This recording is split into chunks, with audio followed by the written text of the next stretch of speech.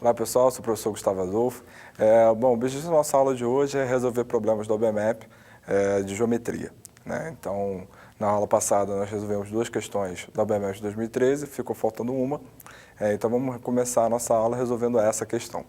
Bom, nossa questão diz o seguinte, dois quadrados de papel se sobrepõem como na figura. A região não sobreposta do quadrado menor corresponde a 52% de sua área. E a região não sobreposta do quadrado maior corresponde a 73% de sua área. Bom, então, qual é a razão entre o lado do quadrado menor e o lado do quadrado menor? A figura que o problema estava se referindo é mais ou menos essa daqui. Então, o que o problema está dizendo é que essa região aqui não sobreposta do quadrado menor, ela corresponde a 52%.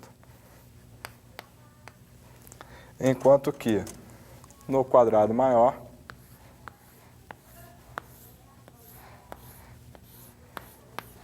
corresponde a 73%. Tá certo?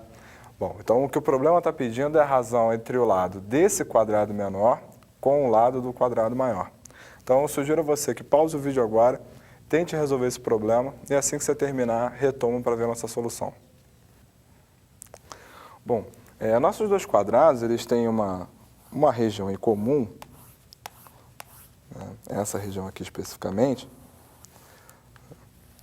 onde eu vou dizer que a área dessa região aqui, ela vale S.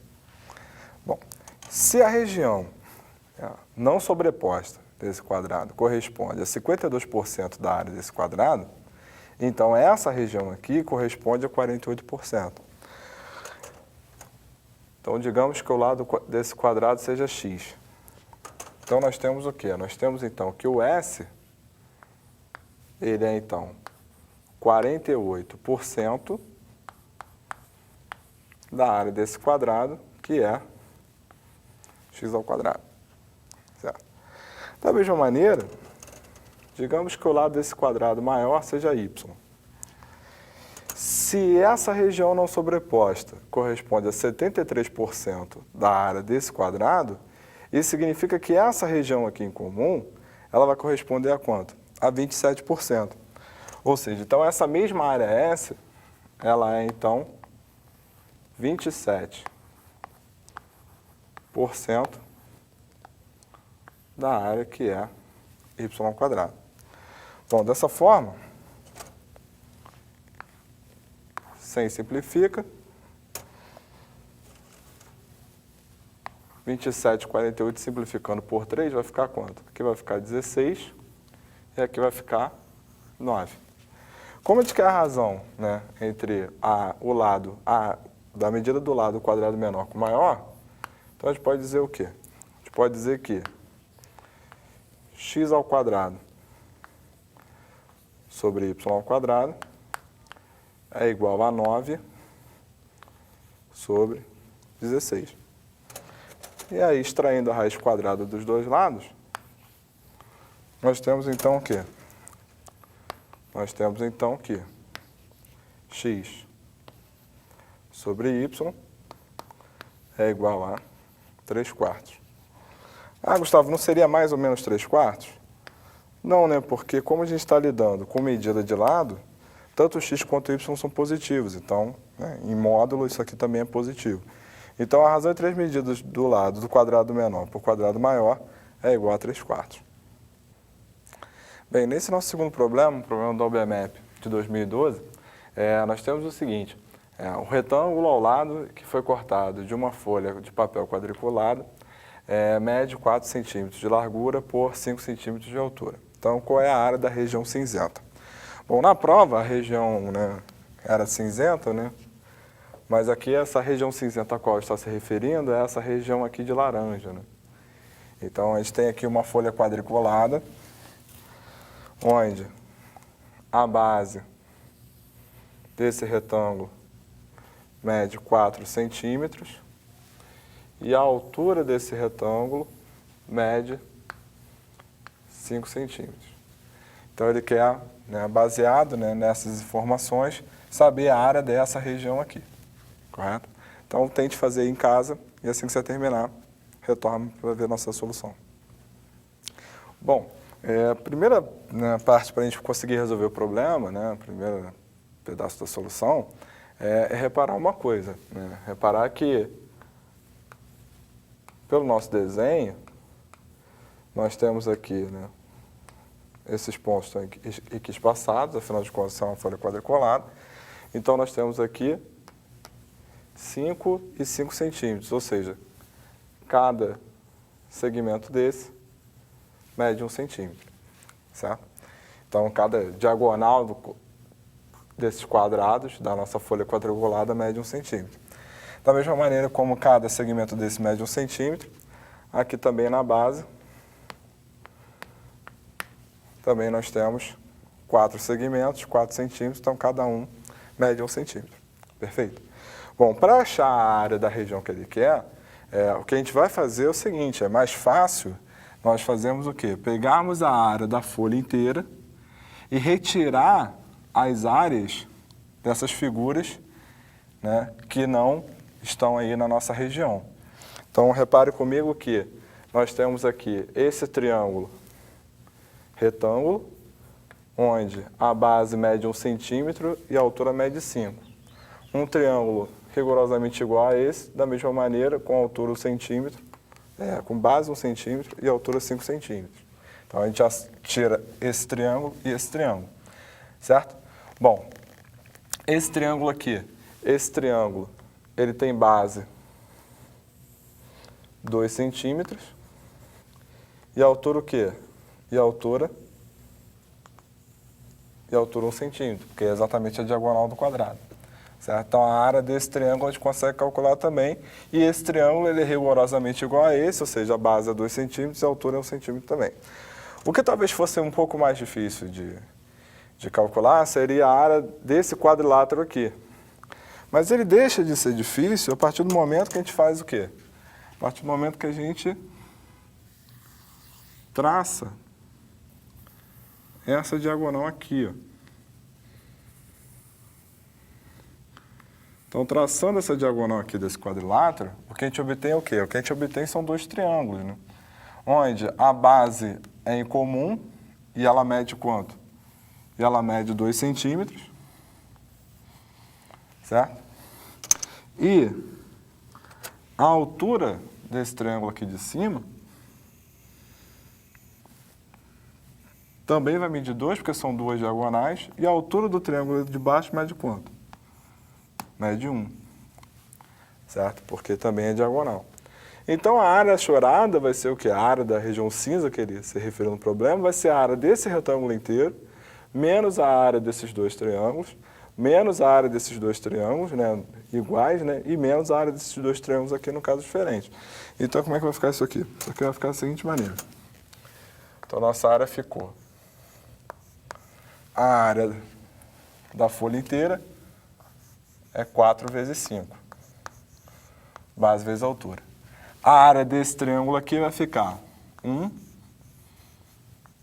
vezes 5 sobre 2. Vezes 2 por quê? Porque esse triângulo é rigorosamente igual. Menos quem? Menos a área desse triângulo, que fica 2 vezes 1 sobre 2. Onde eu também vou multiplicar por 2, por quê? Porque esse triângulo aqui de cima ele é igual ao triângulo aqui de baixo. Então, bom, menos a área desse triângulo aqui, que vai ficar 2 vezes 1 sobre 2, menos a área desse triângulo aqui, que vai ficar o quê? 2 vezes 2 sobre 2. Bom, então, simplifica aqui, simplifica aqui, simplifica aqui, simplifica aqui. Então, isso aqui ficou como? Então, isso aqui ficou 4 vezes 5, 20, menos 5, menos 2, menos 1, menos 2. Certo? Então, 20 menos 5, 15. 15 menos 5 dá 10. Então, a área pedida no problema, ela vale 10 centímetros quadrados. Bom, nessa questão, né, nós temos a seguinte situação. A figura foi formada por 8 trapézios isósceles idênticos, cuja base maior mede 10 centímetros. Qual é, em centímetros, a medida da base menor de um desses trapézios? Bom, a figura a qual está se referindo é mais ou menos essa daqui. Nós temos aqui, né, 8 trapézios, né, que juntos formaram essa figura. Então, ele está dizendo que a base maior desses trapézios mede 10 centímetros e ele quer saber a medida da base menor. Tá ok? Bom, então eu sugiro que você tente resolver esse problema agora e assim que você terminar, retome para ver a nossa solução. Bem, para começar, se os trapézios são isósceles, né, o que isso significa? Isso significa que os lados não paralelos, eles são congruentes. Então, cada um desses lados aqui tem a mesma medida, certo? Além disso, pelo fato deles serem isósceles, os ângulos das bases são iguais. Então, todos esses ângulos aqui têm a mesma medida. Até porque os trapézios são idênticos. Bom, sendo assim, né, e além disso, como os trapézios são idênticos, a base maior de todos tem a mesma medida. Então, sendo assim, quando a gente juntou, né, todos esses trapézios, o que a gente formou aqui foi um hexágono em que todos os lados são iguais e todos os ângulos internos são iguais. Então, se todos os lados são iguais e todos os ângulos internos são iguais, significa que esse hexágono aqui que nós formamos, ele é o quê? Ele é um hexágono regular. E mais ainda, como a medida do ângulo interno do hexágono regular é 120 graus, cada ângulo desse aqui mede quanto? Mede 60. O que automaticamente nos dá o quê? O que automaticamente nos dá que esse ângulo aqui mede quanto? Esse ângulo aqui mede 120, certo? Ou seja, então, esse hexágono daqui de dentro, ele também é regular, né? Ele também vai ser regular. Bom, como é que usando essa informação a gente consegue chegar na base menor? Bom, a base menor, ela está aqui. Então, todos esses caras são iguais. Bem, digamos que a medida da base menor seja x. Então, tração da altura relativa à base maior, nós temos o quê? Nós temos que esse segmento aqui, ele mede quanto? Ele mede x sobre 2. Por que razão? Por um motivo muito simples. Você acabou de ver que esse ângulo aqui mede 60. Como esse ângulo mede 60, automaticamente nós temos o quê? Nós temos que esse ângulo aqui, ele mede 30. Por quê? Porque a soma dos ângulos internos de um triângulo é 180. Então, se aqui é 60, aqui é 90, aqui só pode ser 30. E o cateto oposto ao ângulo 30, ele vale a metade da hipotenusa. Como a hipotenusa vale x, então, aqui vale o quê? Aqui vale x sobre 2. Fazendo a mesma coisa desse lado, a gente obtém que esse segmento aqui, ele também mede o quê? Ele também mede x sobre 2. Analogamente, aqui. E além disso, como nós formamos aqui um retângulo, então nós temos que esse camarada aqui vale quanto? Também vale x, porque ele é igual a esse cara aqui. Então, dessa maneira, a soma das medidas desses segmentos tem que dar quanto? Tem que dar 10, porque é a medida da base maior. Então, nós temos o quê? Nós temos que x sobre 2 mais x sobre 2 é igual a 10. X sobre 2 mais x sobre 2 dá x, x mais x dá 2x. 2x é igual a 10. Se 2x é igual a 10, isso significa que a base menor de um desses trapézios mede 5 centímetros.